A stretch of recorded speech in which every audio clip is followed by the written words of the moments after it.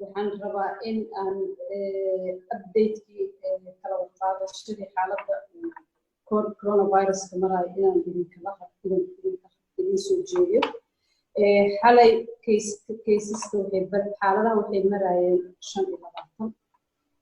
shalay kambiyoonkii la qaaday sambalkii la qaaday iyo maanta guud ahaan waxay isku ahaayeen 55 ruux ayaa laga qaaday sambal 32 ayaa waxay noqotay positive shalay iyo maanta keliya.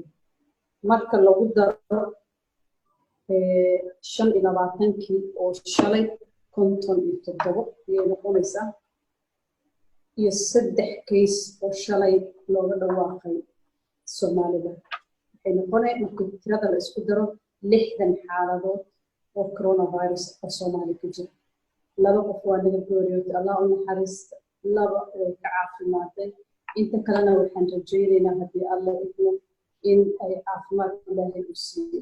sidaad la socotaan cudur faafka waxay ku jira si xawli ayuu u socdaa bulshada. waxaa laga yaabaa dad badan oo qabo oo aan soo raadsanin inay isbaaraan ay jiraan. waxaan kula talinaynaa dadka in ay guryaha joogaan.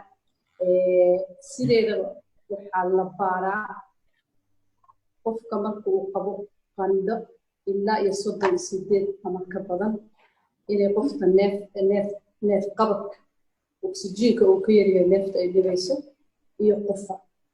labada calaamadood ugu horeysa haddii uusan qofka qabin waxaan kula talinaa labada calaamadood waa qandhada 38 iyo ka badan iyo qofta ay neefta qabanayso neefta dhibayso oksijiinkiisu uu ka yaryahay 94. labadaas haddii uu qofka qabin waxaan kula talinaa qofka inuu guriga joogo oo isdhowro.